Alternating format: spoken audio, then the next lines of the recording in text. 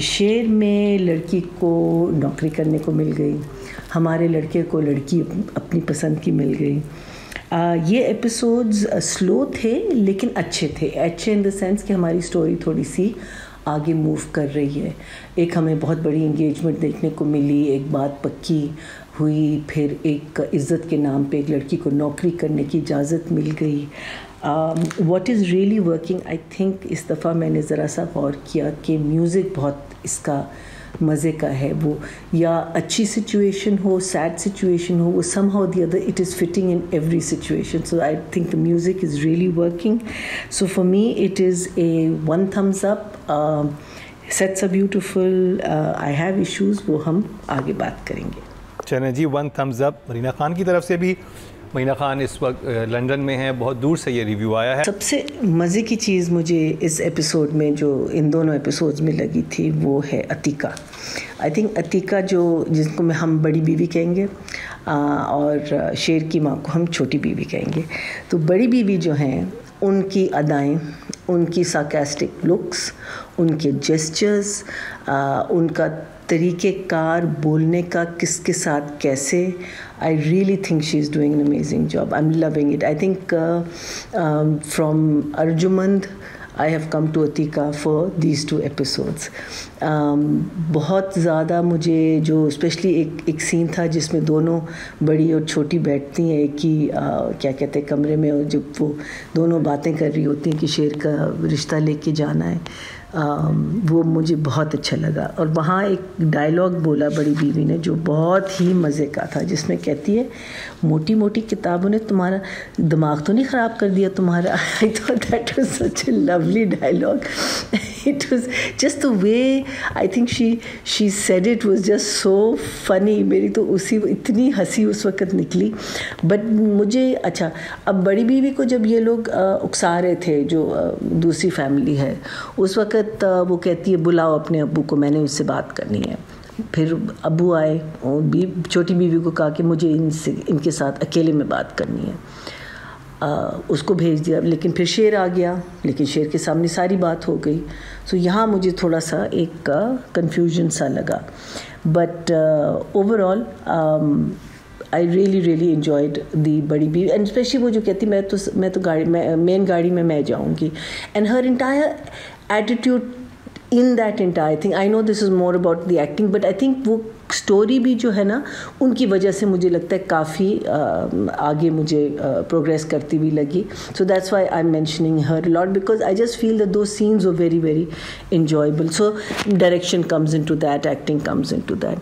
अच्छा, जब वो उसकी जो बेटी है जब अपने भाई को कहती है कि मेरे पास तो सिर्फ इंटर का सर्टिफिकेट है और ये बाहर से पढ़ के आए हैं, I think we have to stop doing this. I am sorry, मुझे पता है कहानी का एक हिस्सा है, लेकिन हम इसको बेहतर अंदाज में कर सकते हैं। बिकॉज हम क्या कर रहे हैं, हम अगेन औरत को एक रिड्यूस कर रहे हैं टू नथिंग, मीनिंग वो कुछ नहीं है जब तक, मीनिंग इंटर क्यों नहीं, meaning I would have stopped it inter, but I made something of my life. I am sure millions and millions of girls, and specially एक लड़की जो इतने बड़े ख़ानदान की जिससे उसका ताल्लुक है, इतने अमीर लोग हैं, उसके लिए रिश्ता आना मुश्किल है, ये मुझे बिलीवेबल बिल्कुल नहीं लगा। फिर इज़्ज़त के नाम पे फजर की छोटी बहन को क्या कहते कुर्बानी का बकरा, ईद के मौके पे कुर्बानी का बकरा बनाया गया। उन दोनों बहनों के बीच में जो सीन था वो मुझे बहुत अच्छा लगा, बल्कि छोटी बहन मुझे बहुत अच्छी लगी। She her acting and all is really good. I don't know who she is new but she is really good.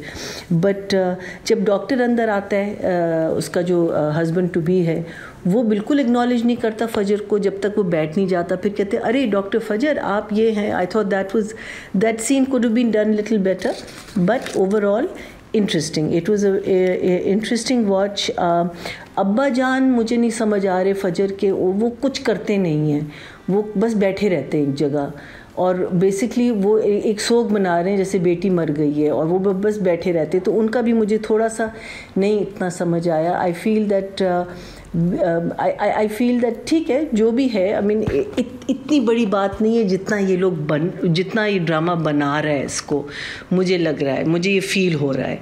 But लड़की भी पागल है थोड़ी सी, वो बार बार इन लोगों के पास जाती है और 2-3 थप्पड़े खा के वापस आ जाती है, यानी कि उसकी इंसल्ट ही होती है ना कि दादा भी उसको दफ़ा कर देता है, बाप तो हमेशा दफ़ा कर देता है, फुफ्फो तो वैसे ही उसको दफ़ा कर और बार बार वहाँ जा रही है कुछ ना कुछ कहने के लिए। सो ये ज़रा से रिपीटेटिव सीन्स थे, but overall I think I feel that I will give both of them a 7.5 and 7.5. It was a good watch. Hospital वाला portion मुझे इतना नहीं अच्छा लगा when she went to it, but that's my take on शेर। यही मैया जी ने बहुत सारी चीज़ें जो उनको अच्छी नहीं लगी, तसलसल से कहा अफ्रीका कि मैं 7.5 दे रही हूं। वैसे हैरान हूं मैं इस रिव्यू के बाद 7.5 मेरे साथ तो दोस्ती मैच नहीं कर रहे। अतीका जी के साथ दोस्ती पक्की की और पक्की सहेलियां बन गई अभी पक्की सहेलियां बन गई। और अब बात करते हैं सैफी हसन से, राइटिंग और डायरेक्शन के बारे में आप क्या बोलेंगे? डायरेक्शन मुझे लगा कि अच्छी भली थी, कंटेंट के साथ मुझे लगता है कि और क्या ही आदमी मुँह से आग निकाल लेता लेकिन ये होता है कि आपने सीन अच्छे बना लिए, कैरेक्टर अच्छे बने हुए थे, शूट अच्छा किया उन्होंने, तो मुझे लगता है कि मुनासिब सी डायरेक्शन थी। तो अच्छा, राइटिंग में ये है कि जब थोड़ा सा जब कभी मुझे जो मरीना से एग्री करता हूँ मैं कि जब मुझे हो सकता है मेरा पर्सनल मसला हो, ये जब मुझे राइटिंग में रिग्रेशन नज़र आता है ना, तो मुझे लगता है कि यार इनके नंबर कटने चाहिए। तो मैं यहाँ पे एहसन तालिश साहब को 7 नंबर देना चाहूँगा। मैं कौन होता हूँ उनको नंबर देने वाला, लेकिन आपके फॉर्मेट के मुताबिक, लेकिन उन जंजीबिल आसिम साहिबा को 6 नंबर देना चाहूँगा। 6 नंबर। और रिग्रेसिव राइटिंग की बात की जाए तो अभी हमने मस्त मलंग करना है उसमें तो पता नहीं क्या होगा। ऑडियंस की तरफ चलते हैं। राइटिंग कैटेगरी में टोटल वोट जो कास्ट हुए हैं वो 20,200 हुए हैं और शेर से जंजीबिल आसिम शाह के हिस्से में 4,294, 21% बनते हैं, 2.1 इनको मिले हैं जो कि 3rd हाईएस्ट हैं। ओके, और अगर बात की जाए डायरेक्शन की टोटल वोट कास्ट हुए 20,100 और देखते हैं मरीना खान क्या दे रही हैं सारा और दानिश को।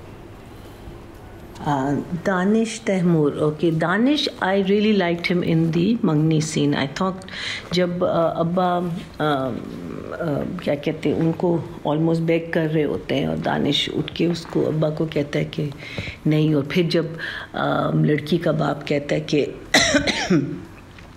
उसकी ऑब्वियसली क्या कहते हैं मैनरिज्म देख के कहता है कि मैं लड़की से पूछता हूँ और अगर वो मानती है तो फिर it's an okay. And then Danish की जो एकदम हैप्पीनेस आ गई है and then when he sees the girl, so I thought that was a very different side of Danish that I have not seen so far. हमने सिर्फ एक macho side देखा है उसके बाकी ड्रामों में भी, पर ये मुझे एक सॉफ्टर साइड नज़र आया दानिश का। आई रियली लाइक दो सीन्स। उसके अलावा जो सीन उसका अपने चचा के साथ का था वो टक्कर में, आई थिंक वो वाला सीन भी अच्छा था। जब पहले तो उसने बिल्कुल मना कर दिया ना बहन की शादी पे, फिर वापस आके कहता है, ज़रा सा एम्बैरेस्ड होता है और वो हल्की सी एम्बैरेसमेंट उसकी आवाज़ में नज़र आ रही थी, सुनाई दे रही थी। So that was also good. So I think Danish overall, I enjoyed his performance in this episode. So I'm going to give him, I'll give him an 8. I'll give Danish an 8. Nadia और महीना के number मिल रहे हैं। मैंने सवाल करना है, वो रह गया बड़ा इंपॉर्टेंट सीक्वेंस था, सभी पे आपसे भी पूछूंगी। इस ड्रामे में एक सीन आया जहाँ इंटरकट चले हैं, 3 इंटरकट चले हैं। एक रिश्ते के जहाँ शेर का रिश्ता लेके जा रहे हैं और उसके बाद इंटरकट हो रहा है जब सारा की बहन का रिश्ता लेके आए हैं, उसमें वॉकिंग भी चल रही है। ये कैसे इंटरकट्स थे? फिर बहन का भी रूम आ गया। मैंने ऐसा इंटरकट तो नहीं देखा कि एक वक्त में वहाँ रिश्ते की बात हो रही है, टक टक टक आओ। इंटरकट्स में तो वॉक तो कभी नहीं होती कि वो वॉक करके कमरे में भी आ रही है, अस्सलाम वालेकुम क्या हाल है, फिर वापस इंटरकट पे उधर चले गए, फिर बहन के फिर कमरे में आ गए बहन के पास। हाँ, वो थोड़ा सा मुझे भी कंफ्यूजन लगा। अच्छा मैं बताऊँ, हाँ। मेरा ज़्यादा ख्याल है क्योंकि वो रिश्ते वाला सीन जो था वो उसके अंदर उनको फालतू बातचीत काटनी थी, तो उसका एक ही तरीका है ना कि जी आप कहीं और जाएं, cut away. Actually it was not an intercut, it was cut away and coming back to the same scene. But cutting away in the room, in the drawing room, then cutting away to the bedroom.